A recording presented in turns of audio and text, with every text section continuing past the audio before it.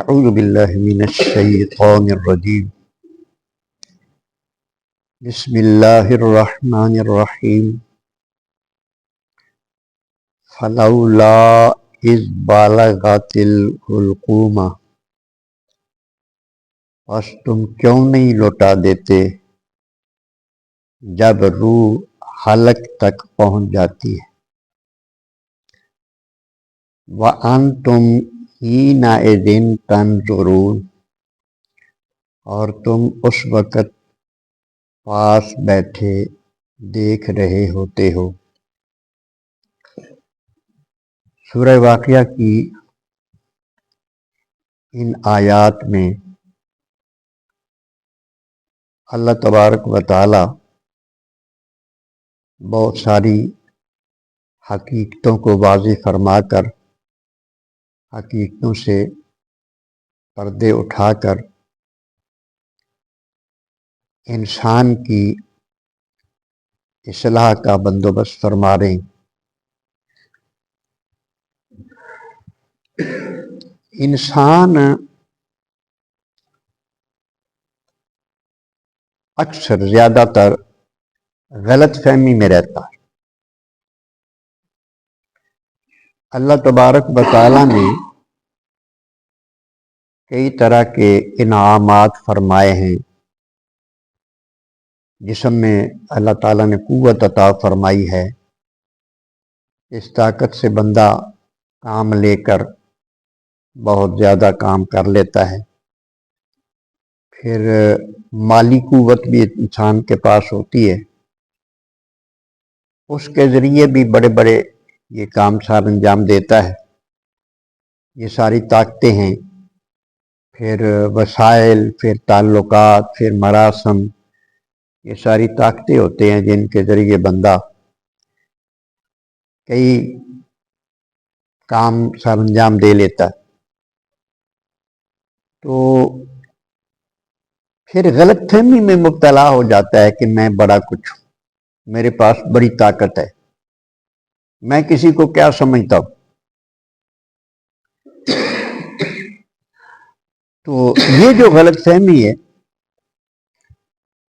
اس پر بھی اللہ تبارک و تعالی بندے کو متنبہ فرما رہا ہے۔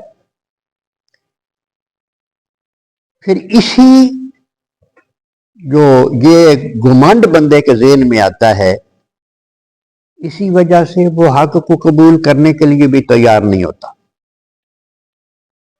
کہ میں یہ بات کیوں مانوں، میں اس کی کیوں سنوں۔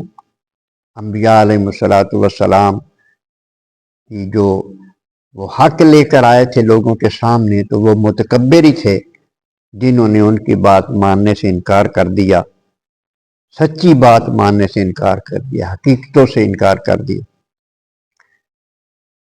اللہ تبارک یعنی سمجھتا ہے کہ میں بڑا با اختیار ہوں، میں بہت کچھ کر سکتا ہوں۔ اللہ تبارک و تعالیٰ نے اس آیہ کریمہ میں ارشاد فرمایا کہ تیرے پاس بڑی طاقت ہے، بڑا کچھ کر سکتا ہے تو تیرے خیال کے مطابق۔ تو فلولا اذ بالغت الحلقوم، پھر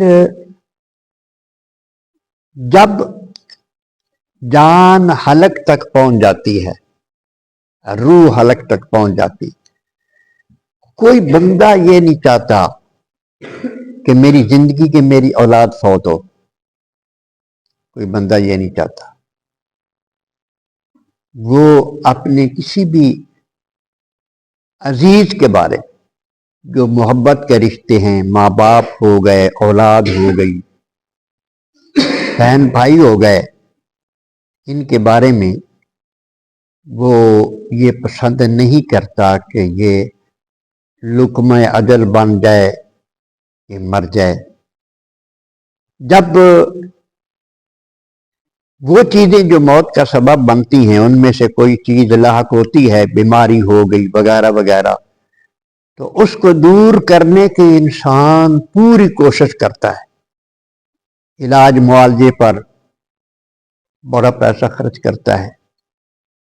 اللہ تبارک و تعالیٰ ارشاد فرماتا ہے کہ جب ہمارا فیصلہ اس پر لاگو ہو جاتا ہے، ہم اس کی روح کو نکالنا چاہتے ہیں، قبض کرنا چاہتے ہیں، اور تمہارے سامنے تم پاس بیٹھے ہوئے دیکھ رہے ہوتے ہو کہ اس کی روح قبض ہو جاتی ہے، بے روح پرواز کر جاتی ہے، تم طاقتور ہو، تم خود مختار ہو، وہ روح کو واپس کرو، کیوں بیٹھے ہو؟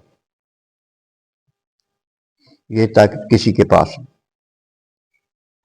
اللہ فرماتا ہے اگر تم ایسا نہیں کر سکتے تو پھر تم یہ سمجھ لو کہ تم محتاج ہو، تم اس ذات کے محتاج ہو جس نے تمہیں پیدا کیا ہے۔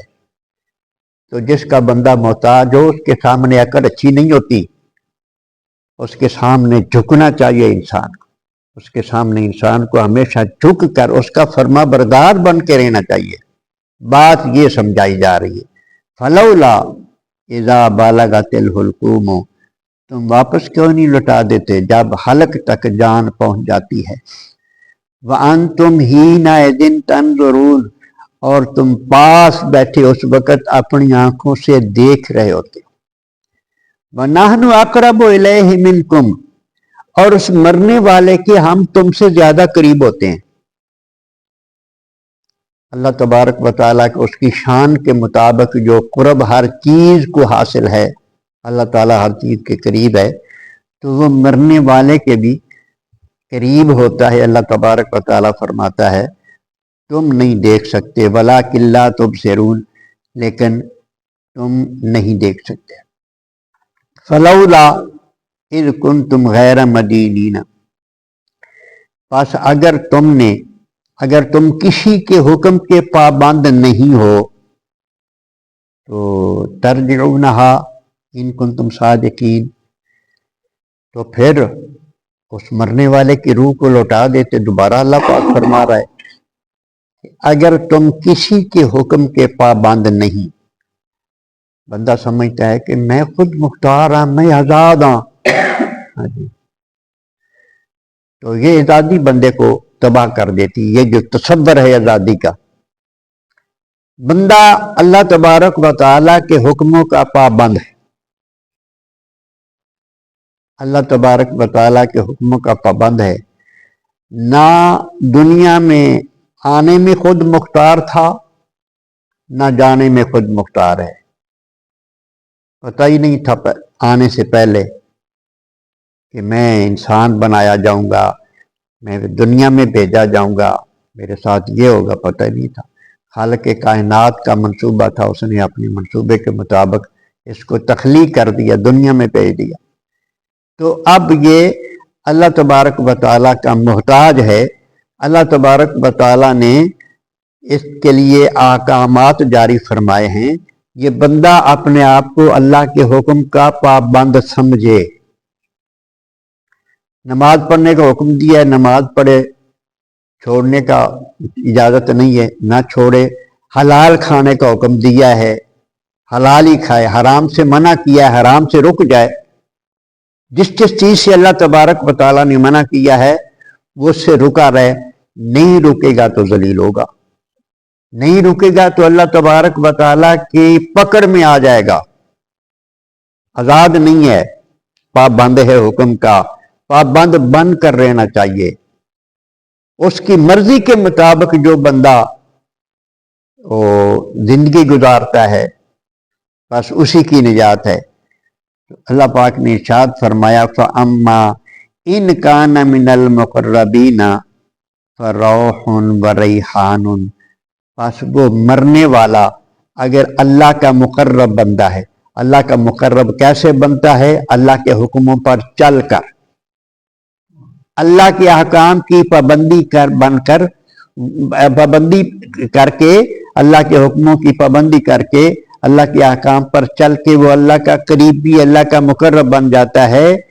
تو اللہ تبارک و تعالیٰ فرماتا ہے پھر اس کے لیے مرنے کے بعد راحت ہے، اس کے لیے پھر آگے اللہ فرماتا ہے خوشبودار غذائیں، فروح و ریحان، اس کے لیے راحتیں ہیں اور اس کے لیے خوشبودار غذائیں ہیں، وجنت و نعیم، اور نعمتوں والی جنت ہے. اللہ اکبر. سرور والی نعمتوں والی جنت ہے اس کے لیے. کس کے لیے؟ جو اللہ کا فرما بردار بن کے جائے گا. اللہ سمجھنے کی توفیق عطا.